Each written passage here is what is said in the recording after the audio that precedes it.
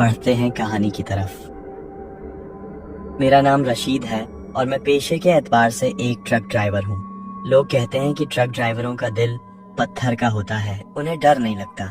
लेकिन सच तो ये है कि जब आप रात के घुप अंधेरे में मीलों दूर तक अकेले सफर करते हैं, जहाँ आपके सिवा कोई जी रूह नहीं होता, तो इंसान का दिल भी सूखे पत्ते की तरह कांपने लगता है। मैंने ड्राइविंग 2002 में शुरू की थी। शुरू के 2-3 साल में बतौर क्लीनर रहा। फिर जब हाथ साफ हो गया तो 2005 में मैंने खुद गाड़ी संभाल ली। ये वाकया जो मैं आपको सुनाने जा रहा हूँ, ये 2008 की सर्दियों की एक रात का है। उन दिनों मैं नया ड्राइवर बना था और मेरा रूट ज्यादातर पंजाब के अंदर ही होता था। उस रात मुझे चकवाल के करीब एक गांव से सब्जियों और गेहूं का लोड उठाना था और उसे रावलपिंडी की मंडी में पहुंचाना था।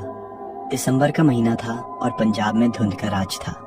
रात के लगभग 9 बज रहे थे जब मैं उस गांव के कच्चे रास्तों से गुजर रहा था। मेरे साथ उस रात कोई हेल्पर नहीं था, क्योंकि छोटा हेल्पर छुट्टी पर गया हुआ था और मैंने सोचा कि सफर छोटा है, मैं अकेले ही कर लूंगा। ट्रक लोड करने में थोड़ी देर हो गई थी और जब मैं निकला तो रात के 11 बज चुके थे।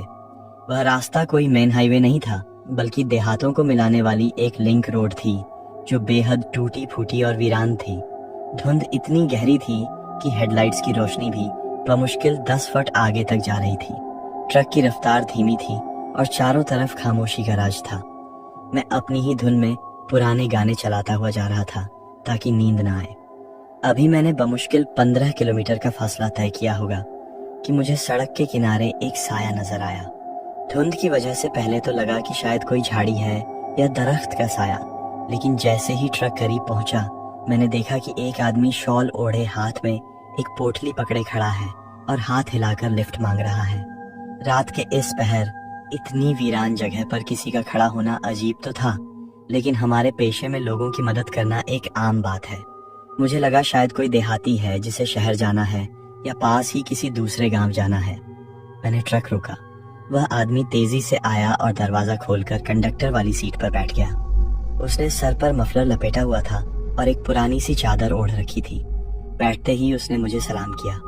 अस्सलामु अलैकुम भाई साहब। उसकी आवाज में एक अजीब सी गहराई और उदासी थी। वालेकुम अस्सलाम, मैंने जवाब दिया और ट्रक गियर में डालकर आगे बढ़ा दिया। कहाँ जाना है बाबा जी? मैंने पूछा, क्योंकि उसकी दाढ़ी सफेद थी और चेहरे पर झुर्रियां थीं जो बताती थीं कि उसकी उम्र 50-60 के करीब होगी। उसने आहिस्ता से कहा, बस बेटा, आगे वाले मोड़ पर मेरा घर है, वहीं उतार देना। पैदल चल कर थक गया था। अल्लाह तुम्हारा भला करे तुमने रोक लिया। मैंने उसे गौर से नहीं देखा था, क्योंकि मेरी नजर सड़क पर थी। धुंध की वजह से ड्राइविंग बहुत मुश्किल हो रही थी। मैंने गुफ्तगू जारी रखने की कोशिश की ताकि माहौल थोड़ा हल्का रहे। बाबा जी, इतनी रात गए आप यहाँ अकेले क्या कर रहे थे? ये इलाका तो बहुत सुनसान है, कोई सवारी भी नहीं मिलती यहाँ।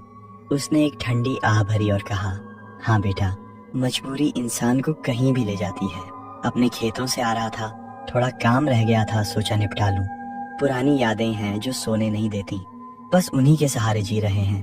उसकी बातें कुछ अजीब सी थीं। खेतों में इतनी रात गए काम, और वह भी सर्दियों में। लेकिन मैंने ज्यादा कुरेदना मुनासिब नहीं समझा। सोचा शायद कोई घरेलू परेशानी होगी। सफर खामोशी से कटता रहा। बीच बीच में मैं उसकी तरफ देख लेता। वह बिल्कुल साकित बैठा था। उसकी नजरें सामने विंड स्क्रीन पर जमी थीं और वह कभी कभी अपनी आंखों को ऐसे साफ करता जैसे रो रहा हो। मैंने हमदर्दी से पूछा, बाबा जी, आप कुछ परेशान लग रहे हैं, खैरियत तो है?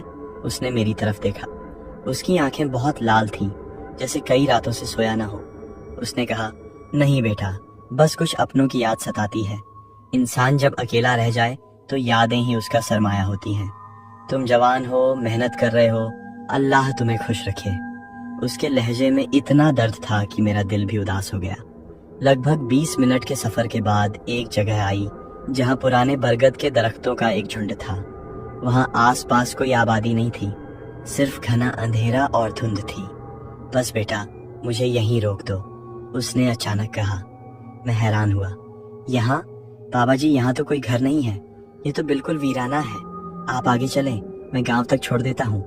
नहीं, मेरा ठिकाना यहीं है, तुम रोक दो, उसने जिद की। मैंने मजबूरन ब्रेक लगाई। ट्रक रुकते ही वह नीचे उतरा। उतरने के बाद उसने अपनी चादर के अंदर से एक शॉपर निकाला और मेरी तरफ बढ़ाया। ये लो बेटा, ये मेरे बाग के माल्टे हैं, तुमने मेरी मदद की, ये मेरी तरफ से तोहफा समझ कर रख लो। मैंने बहुत इनकार किया कि नहीं बाबा जी, इसकी जरूरत नहीं, लेकिन उसने जबरदस्ती वह शॉपर मेरी सीट पर रख दिया। रख लो बेटा, इनकार मत करो, मुझे खुशी होगी। उसके बाद वह नीचे उतरा और अंधेरे में गायब हो गया। मैंने शीशे से देखने की कोशिश की कि वह कहाँ गया, लेकिन धुंध ने उसे निगल लिया था। मुझे बहुत अजीब लगा कि वह इस वीराने में कहाँ गया होगा। शायद दरख्तों के पीछे कोई कच्चा घर हो जो मुझे नजर नहीं आया। खैर, मैंने ट्रक आगे बढ़ाया और अपनी मंजिल की तरफ चल पड़ा। उस रात मैंने मंडी में माल उतारा और अगले दिन वापस इसी रास्ते से गुजरा। दिन का वक्त था, धुंध छट चुकी थी। जब मैं उसी जगह पहुंचा जहां मैंने उस बाबा जी को उतारा था, तो मेरे रोंगटे खड़े हो गए। रात के अंधेरे में मुझे पता नहीं चला था, लेकिन दिन की रोशनी में साफ नजर आ रहा था कि वह बरगद के दरख्तों का झुंड दरअसल एक बहुत पुराना और वीरान कब्रिस्तान था। वहाँ कोई घर नहीं था, कोई आबादी नहीं थी, सिर्फ टूटी फूटी कब्रें और झाड़ियाँ थीं। मेरे दिमाग में धमाका हुआ। वह बाबा जी, उन्होंने कहा था मेरा ठिकाना यही है। मेरा दिल जोर जोर से धड़कने लगा। मैंने ट्रक रोका और नीचे उतरकर एक राहगीर से पूछा जो साइकिल पर जा रहा था, भाई साहब, ये कौन सा गांव है और यहाँ कोई बाबा जी रहते हैं, सफेद दाढ़ी वाले? उस राहगीर ने अजीब नजरों से मुझे देखा और बोला, भाई ये तो पुराना कब्रिस्तान है, यहाँ कोई जिंदा इंसान नहीं रहता। हाँ, पास के गांव में एक फजल दीन नाम का बाबा होता था, उसके अपने बागात थे, लेकिन उसका इंतकाल तो 2 साल पहले हो चुका है। वह इसी कब्रिस्तान में दफन है। मेरे पैरों तले से जमीन निकल गई। मैं भागकर वापस ट्रक में बैठा। मेरी नजर साथ वाली सीट पर पड़े उस थैले पर पड़ी जो उसने मुझे दिया था। मैंने कांपते हाथों से वह थैला खोला। उसमें वाकई माल्टे थे, बिल्कुल ताजा और रसीले, लेकिन खौफ के मारे मेरी हिम्मत नहीं हुई कि मैं उन्हें हाथ भी लगाऊं। मैंने वो शापर सड़क के किनारे रख दिया और जितनी तेजी से हो सके ट्रक भगाकर वहां से निकल गया। कई दिनों तक मुझे बुखार रहा। मुझे यकीन नहीं आ रहा था कि मैंने एक मरे हुए इंसान के साथ सफर किया था, उससे बातें की थी और उसने मुझे तोहफा भी दिया था। ये मेरी जिंदगी का पहला माफूकुल फितरत तजुर्बा था, लेकिन बदकिस्मती से आखिरी नहीं था। इस वाकये के बाद मैंने रात के वक्त अनजान लोगों को लिफ्ट देना छोड़ दिया। मुझे लगा कि शायद यह मेरा वहम था या कोई इत्तेफाक, लेकिन 1.5 साल बाद जो मेरे साथ हुआ उसने मेरे रहे सहे होश भी उड़ा दिए। पहले वाकये को गुजरे हुए करीबन 1.5 साल हो चुका था। मैं अब इस खौफ से थोड़ा बाहर आ चुका था और मामूल के मुताबिक अपनी ड्यूटी कर रहा था। अब मेरे पास अपना ट्रक नहीं था, बल्कि मैं एक ट्रांसपोर्ट कंपनी के लिए काम करता था जो बड़े बंद कंटेनर्स में कीमती सामान एक शहर से दूसरे शहर मुंतकिल करती थी। ये 2010 के मुद्दत की बात है। मुझे ऑर्डर मिला कि इस्लामाबाद के एक पोस्ट सेक्टर से एक रिटायर्ड सरकारी अफसर का घरेलू सामान लोड करना है और उसे लाहौर डिफेंस DHA पहुंचना है। यह एक फुल हाउस मूविंग का काम था। सामान बहुत ज्यादा था, भारी फर्नीचर, बेड, सोफे, अलमारियां और बहुत से कार्टन्स। मैं दोपहर को वहां पहुंचा। मजदूरों ने सामान लोड करना शुरू किया। वो घराना काफी अमीर था और उनका सामान बहुत नफीस और कीमती था, खास तौर पर लकड़ी का पुराना फर्नीचर जो बहुत भारी था। लोडिंग के दौरान एक चीज ने मेरी तवज्जो खींची। एक पुरानी आराम कुर्सी, रॉकिंग चेयर थी, बहुत ही खूबसूरत और कदीम तर्ज की। घर के मालिक, जिनका नाम आरिफ साहब था, वह बार बार मजदूरों को हिदायत कर रहे थे कि इस कुर्सी को ध्यान से रखना, इस पर खराश नहीं आनी चाहिए, इसे सबसे आखिर में और महफूज जगह पर रखना। खैर, शाम तक सारा सामान लोड हो गया। कंटेनर पूरा भर चुका था। हमने कुर्सी को बिल्कुल पीछे दरवाजे के करीब रखा और उसे रस्सियों से अच्छी तरह बांध दिया ताकि वह हिले ना। कंटेनर का भारी लोहे का दरवाजा बंद किया और मैंने अपने हाथों से इस पर बड़ा सा ताला लगा दिया। चाबी अपनी जेब में डाली और आरिफ साहब से इजाजत लेकर निकला। आरिफ साहब अपनी कार में फैमिली के साथ पहले ही निकल चुके थे। मुझे बस सामान वहां पहुंचाना था। मैं इस्लामाबाद से निकला और GT रोड पर आ गया। रात के 10 बज रहे थे। मेरा इरादा था कि सोहावा या झेलम के पास कहीं रुककर चाय पीऊंगा और फिर सीधा लाहौर। ट्रक बहुत वजनी था, इसलिए रफ्तार धीमी थी। करीबन 1 घंटे के बाद जब मैं रावत से आगे निकल चुका था और सड़क थोड़ी हमवार थी, मुझे पीछे कंटेनर से एक आवाज आई, थक थक। मैं चौंक गया। ये आवाज ऐसी थी जैसे कोई लकड़ी पर लकड़ी मार रहा हो। मुझे लगा कि शायद सामान सही से बंधा नहीं है और कोई चीज़ गिर गई है या टकरा रही है। मैंने नज़रअंदाज किया और गाड़ी चलाता रहा। थोड़ी देर बाद आवाज़ दोबारा आई, लेकिन इस बार तेज़ थी। ठक ठक। अब मुझे तशवीश हुई। अगर कोई कीमती फर्नीचर टूट गया तो मेरी जिम्मेदारी होगी और मुझे नुकसान भरना पड़ेगा। मैंने गाड़ी एक सुनसान जगह पर सड़क किनारे रोकी। नीचे उतरकर मैं कंटेनर के पीछे गया। ताला वैसे ही लगा हुआ था। मैंने ताला खोला और भारी दरवाजा एक तरफ हटाया। अंदर अंधेरा था। मैंने अपनी टॉर्च चलाई और अंदर रोशनी डाली। मेरा दिल उछलकर हलक में आ गया। सामान बिल्कुल अपनी जगह पर था। रस्सियां भी कसकर बंधी हुई थीं, लेकिन वह आराम कुर्सी जिसे हमने रस्सियों से बांध कर रखा था, उसकी रस्सी खुली हुई थी और उस कुर्सी पर एक बूढ़ा आदमी बैठा हुआ था। मैं अपनी आंखों पर यकीन नहीं कर पा रहा था। सफेद शलवार कमीज, सर पर टोपी और हाथ में एक छड़ी। वह बड़े सुकून से उस हिलने वाली कुर्सी पर बैठा था। हालांकि ट्रक चलते हुए झटके खाता है, लेकिन वह ऐसे बैठा था जैसे अपने ड्राइंग रूम में हो। मेरे मुंह से बेइख्तियार निकला, ओए, तुम कौन हो और अंदर कैसे घुसे? मेरा पहला ख्याल यही था कि यह कोई चोर है जो लोडिंग के वक्त छुप गया होगा। मैंने गुस्से और डर के मिले जुले जज्बात में कहा, बाबा जी, बाहर निकलो वरना मैं पुलिस को बुला लूंगा। मैंने बाहर से ताला लगाया था, तुम अंदर कैसे आए? उस बूढ़े ने धीरे से मेरी तरफ देखा। उसके चेहरे पर एक अजीब सा सुकून था, चोरों वाला डर नहीं।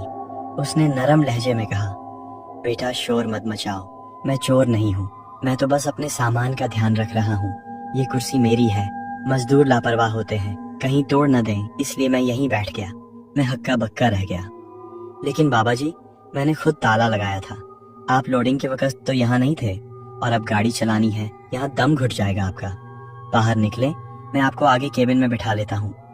उसने इनकार में सर हिलाया। नहीं पुत्र, मुझे यहीं सुकून है। तुम बस गाड़ी ध्यान से चलाओ, ज्यादा झटके मत देना। मेरी कुर्सी को कुछ नहीं होना चाहिए। जाओ अपना काम करो।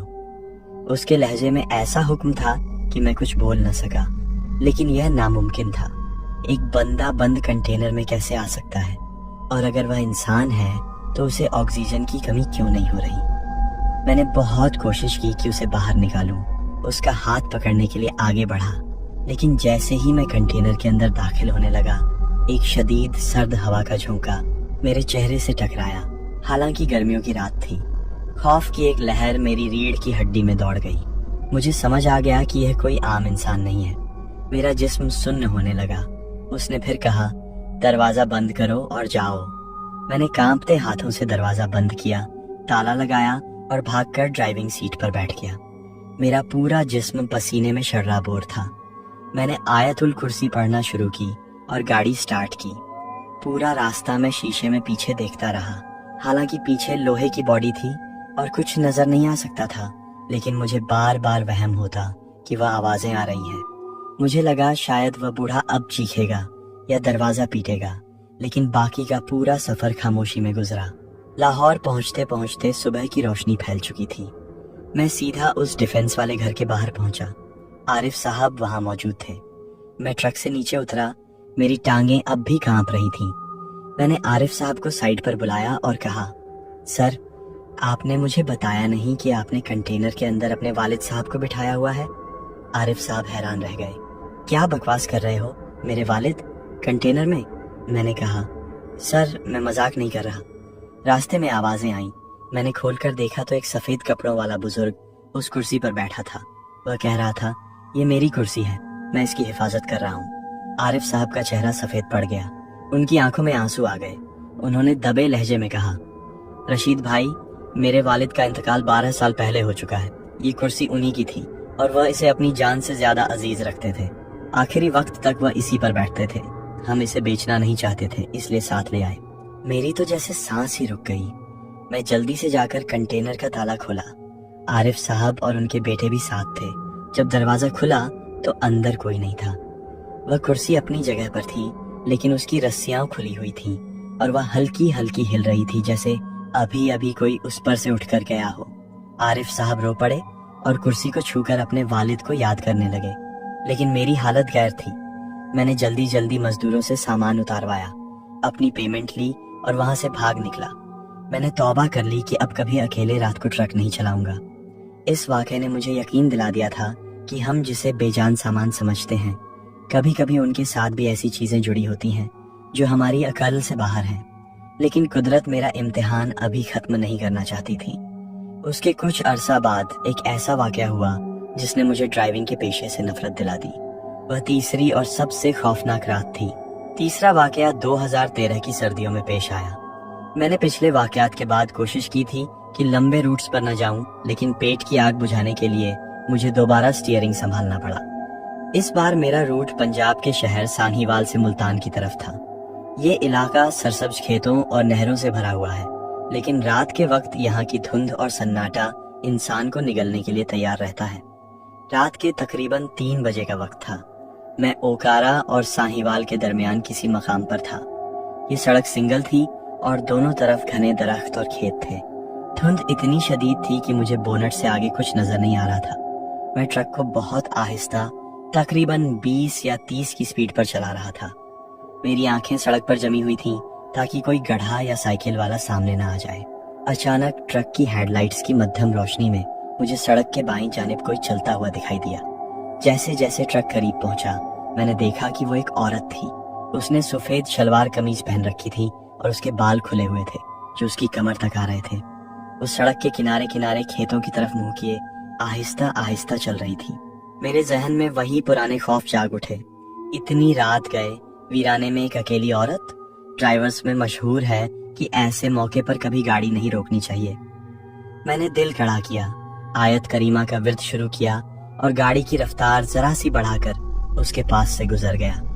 گزرتے وقت میں نے شیشے میں نہیں دیکھا، میں بس آگے نکلنا چاہتا تھا۔ میں نے اللہ کا شکر ادا کیا کہ میں آگے نکل آیا ہوں۔ میں نے بمشکل 2 یا 3 کلومیٹر کا فاصلہ طے کیا ہوگا کہ میری نظر دوبارہ سڑک کے کنارے پڑی۔ میرے ہاتھ سٹیئرنگ پر جم گئے۔ وہی عورت، وہی سفید لباس، وہی کھلے بال، وہی چلنے کا انداز۔ وہ دوبارہ میرے ٹرک کے آگے سڑک کے بائیں جانب چل رہی تھی۔ یہ کیسے ممکن تھا؟ میں نے اسے پیچھے چھوڑ دیا تھا اور میرا ٹرک 30 سے 40 کی سپیڈ پر تھا، جبکہ وہ پیدل تھی۔ وہ مجھ سے آگے کیسے نکل گئی؟ میرا دماغ چکرانے لگا۔ کیا یہ کوئی اور عورت ہے یا میرا وہم ہے؟ میں نے خود کو سمجھایا کہ شاید 2 الگ عورتیں ہوں گی، گاؤں کی عورتیں ہوں گی جو صبح سویرے کھیتوں میں کام کے لیے نکلی ہیں۔ میں نے پھر ہمت کی اور ٹرک اس کے پاس سے گزار لیا۔ اس بار میں نے کنکھیوں سے اس کی طرف دیکھا۔ اس کا چہرہ دوسری طرف تھا، لیکن اس کے چلنے میں ایک عجیب سی روانی تھی، جیسے اس کے پاؤں زمین پر نہیں لگ رہے بلکہ وہ ہوا میں تیر رہی ہے۔ میرا دل زور زور سے دھڑک رہا تھا۔ میں نے ٹرک کی سپیڈ اور بڑھا دی۔ یا اللہ رحم کر، یا اللہ رحم کر، میں مسلسل بول رہا تھا۔ ابھی 5 منٹ بھی نہیں گزرے تھے کہ وہ پھر سامنے تھی۔ اس بار وہ سڑک کے بالکل کنارے نہیں بلکہ سڑک کے تھوڑا اوپر چڑھ کر چل رہی تھی، وہی حلیہ۔ اب مجھے یقین ہو گیا تھا کہ یہ کوئی انسان نہیں ہے، یہ کوئی بلا ہے، کوئی چھلاوا ہے جو میرے ساتھ کھیل رہا ہے۔ میرے جسم سے ٹھنڈے پسینے چھوٹنے لگے۔ میں نے ہارن بجایا، لائٹس ڈپر کیں، لیکن اس پر کوئی اثر نہیں ہوا۔ میں نے چیخ کر کہا، یا اللہ، یہ کیا مصیبت ہے؟ میں کانپتے ہوئے اس کے پاس سے تیسری بار گزرا اور پھر یہ سلسلہ شروع ہو گیا۔ ہر تھوڑی دیر بعد، ہر چند کلومیٹر کے بعد وہ مجھے نظر آتی، کبھی دائیں طرف کبھی بائیں طرف۔ ایسا لگ رہا تھا جیسے میں ایک ہی دائرے میں گھوم رہا ہوں، حالانکہ میں سیدھا جا رہا تھا۔ میں نے اسے 15 سے 16 بار دیکھا۔ ہر بار وہ میرے ٹرک کے آگے ہوتی۔ میرا دماغ اب معاف ہو چکا تھا، مجھے لگ رہا تھا کہ میں پاگل ہو جاؤں گا۔ پھر اچانک سڑک کے بیچوں بیچ وہ کھڑی ہو گئی۔ اس بار وہ چل نہیں رہی تھی، وہ میری طرف منہ کر کے سڑک کے درمیان کھڑی تھی۔ اس کے بال چہرے پر پڑے ہوئے تھے، لیکن اس کی آنکھیں اندھیرے میں انگاروں کی طرح چمک رہی تھیں۔ میرے پاس بریک لگانے کے علاوہ کوئی چارہ نہیں تھا۔ اگر میں نہ رکتا تو وہ کچلی جاتی، اگر وہ انسان ہوتی۔ میں نے پوری طاقت سے بریک دبائی۔ ٹرک چیختا ہوا، ٹائر رگڑتا ہوا اس سے چند انچ کے فاصلے پر رک گیا۔ میں سیٹ پر جم گیا تھا، انجن بند ہو گیا تھا۔ سامنے گھپ اندھیرا اور دھند تھی۔ وہ عورت ٹرک کے بمپر کے بالکل سامنے کھڑی تھی۔ ایک لمحے کے لیے خاموشی چھا گئی، پھر وہ آہستہ آہستہ ٹرک کے بونٹ کی طرف بڑھی۔ میں نے جلدی سے دروازے لاک کیے۔ وہ ونڈ سکرین کے قریب آئی۔ اب میں اس کا چہرہ صاف دیکھ سکتا تھا۔ وہ خوبصورت نہیں تھی، وہ خوفناک تھی۔ اس کی جلد پیلی زرد تھی اور اس کے چہرے پر ایک شیطانی مسکراہٹ تھی۔ اس نے اپنا ہاتھ اٹھایا اور شیشے پر رکھا۔ ठक, मेरे हलक से चीख निकल गई। मैंने पागलों की तरह चाबी घुमाई। ट्रक स्टार्ट नहीं हो रहा था। या अल्लाह मदद, या अल्लाह, मैं चीख रहा था। वो शीशे पर हाथ मार रही थी, लेकिन उसकी ताकत इतनी थी कि मुझे लगा शीशा टूट जाएगा। अचानक अजान की आवाज आई। दूर किसी गांव की मस्जिद से फजर की अजान शुरू हुई थी। अल्लाहू अकबर, अल्लाहू अकबर। जैसे ही अजान की आवाज गूंजी, वो औरत एकदम पीछे हटी। उसके चेहरे पर गुस्सा और तकलीफ के आसार आए। वो पीछे हटती गई और फिर देखते ही देखते धुंध के अंदर तहलील हो गई, जैसे वो धुएं की बनी हो। मैं वहीं स्टीयरिंग पर सर रखकर फूट फूट कर रो पड़ा। ट्रक स्टार्ट हो गया, लेकिन मेरी हिम्मत नहीं थी कि मैं आगे जाऊं। मैंने वहीं सड़क पर सुबह होने का इंतजार किया। जब सूरज निकला और ट्रैफिक चलना शुरू हुई, तब जाकर मैंने सफर शुरू किया। मुल्तान पहुंचकर मैंने ट्रक मालिक के हवाले किया और चाबियां उसके हाथ में थमा दी। मैंने कहा, सेठ साहब गाड़ी रख लें, मुझे मेरी जान ज्यादा प्यारी है। इस वाकये के बाद मैंने ट्रक चलाना छोड़ दिया। आज मैं एक छोटी सी परचून की दुकान चलाता हूँ और रात को घर से बाहर निकलने से भी डरता हूँ। लोग पूछते हैं कि मैंने इतनी अच्छी कमाई वाला काम क्यों छोड़ा। मैं बस मुस्कुरा देता हूँ। उन्हें क्या मालूम कि उस रात साहिवाल की सड़क पर उस धुंध में मैंने मौत को अपनी आंखों में आंखें डालते हुए देखा था। जो लोग कहते हैं कि भूत प्रेत कुछ नहीं होते, अल्लाह न करे कि उनका सामना कभी किसी ऐसी चीज से हो, वरना उनका भी वही हाल होगा जो आज मेरा है। दोस्तों, ये थी राशिद साहब की जिंदगी की वो खौफनाक कहानियां। इन वाकयात में कितनी सच्चाई है ये तो सिर्फ अल्लाह जानता है या राशिद साहब, लेकिन इतना जरूर है कि हमारी दुनिया के अलावा भी एक दुनिया आबाद है जिससे दूर रहने में ही आफियत है। अगर आपको ये कहानी पसंद आई हो तो लाइक जरूर करें और कमेंट्स में बताएं कि क्या आपके साथ भी कभी सफर में ऐसा कोई अजीब वाकया पेश आया है। अल्लाह हाफिज।